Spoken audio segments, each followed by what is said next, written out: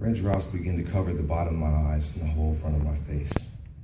Sweat burning with deep scratches on my forehead, but they know not what they do. Each breath is pain, for inhale is agonizing and exhale is relief, suspended and subjective for everyone to see, but they know not what they do. Retinas burning, skin burning, head held up, my heart is yearning, but am I scared? Am I? But they know not what they do, Father. The final push is one last breath. You have control, I have none left. I feel your love, I hear it, I see it, I feel it. I'm with you, Father, but they know not what they do. My son, they are forgiven. Me, I am King of heaven and earth. My crown is made of thorns which pierce my skull. My cloak is dark like sin, heavy like death. My throne in another dimension, and my kingdom here at my feet watching their king perish. What my people don't see is that I'm up on this tree for them, not me. These nails which hold me down in oppressive will, I'm hanging here still, dying slowly. I look to the heavens. I look to paradise, only to see my Father looking away.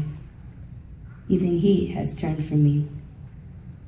I am my Father's only begotten Son.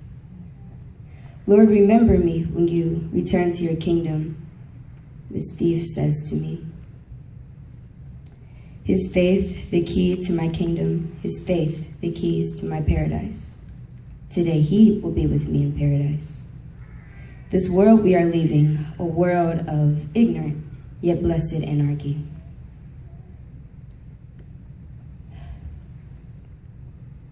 Ascending high in the heavens, past the clouds, beating sin and conquering death, I have reached paradise, my kingdom, my paradise.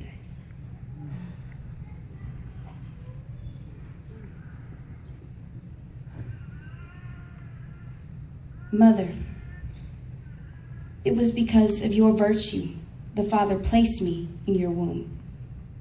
But it was because of your faithfulness that you followed me to the cross.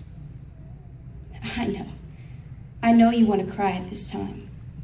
But just remember, although my body is leaving, I'm sending you a comfort for all of eternity. I now establish a spiritual family for you. I've left behind a son. John, where's John? He will comfort you as I have too. Won't you, John? See, I told you, Mother. In my absence, I'm preparing a place for you with my Father in heaven. He will be your son for all the days you live. Do not mourn, Mother, but rejoice, for then I say when there will be no more temporary love. John, take care of my mother as if she were your own. She is your own mother. You will respect her and cover her with this comfort I have shown. Mother, I've done my best and all I could. This was the last blessing of a burden I have to resolve before I must dissolve into the heavens to be with my Father in paradise.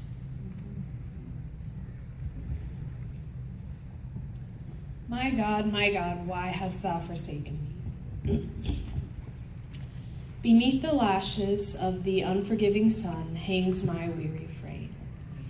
Ancient wrinkles branch from my hairline, seeking more skin on my tired face. My fingers are crooked twigs extending from the flesh of my palms. They wilt like parched roses as my stiff arms are extended and secured to splintered wood by ancient nails. Lowering my heavy head, I address the colony of ants below my feet. Why has my God forsaken me? I watch as they interact with one another, each with a purpose.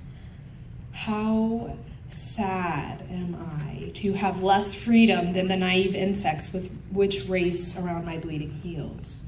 Beneath me, the soil supports the wooden post from which I hang, and a pool of my crimson identity becomes a feast for greedy flies.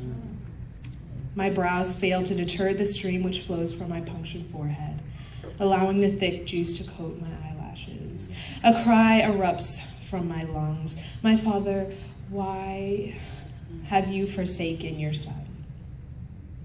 A sultry wind blows a wave of dust over the disdained crowd. My eyes close and my soul cries out. Wounded skin stretched over broken bone. Pores open, flooding my skin with sweat as the crowd continues to beat my lifeless body to the beat of a silent drum, keeping pace with the lashes of the unforgiving sun. I thirst. I, who am living water, thirst, who parts red seas and walks atop stormy Galilees, I thirst, who was there at the first drop of flood rain, and who will be there again. When the last thirst is quenched, they shall neither hunger nor thirst any more, for the Lamb shall feed them and lead them into fountains of living waters. I, who touched water and made wine, who made of a well and encountered divine.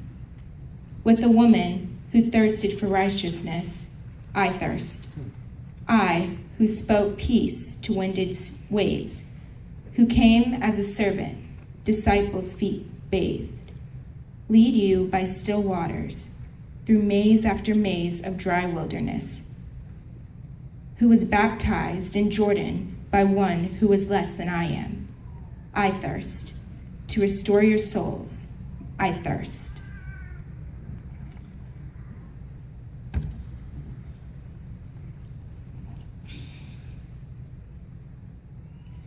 It is dark, for the last rays of light have dipped behind the earth, and the majestic sun who gives life and causes things to spur into motion and become new will give his last breath. For the pain inflicted upon him exceeds that of the curse entangled with the heart of human flesh after human flesh. Thousands of generations of new and old atoned by nail-pierced hands and feet and blood, the crimson cord that ties us to him, the Redeemer, the Alpha and the Omega, the bright morning star, the King of Kings, the Lord of Lords, the great I am. But oh, it hurts. And it hurts.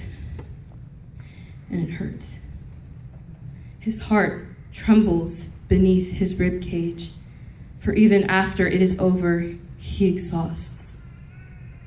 The pain is seething, and his twisted limbs hurt. And though it is so, his spirit rejoices.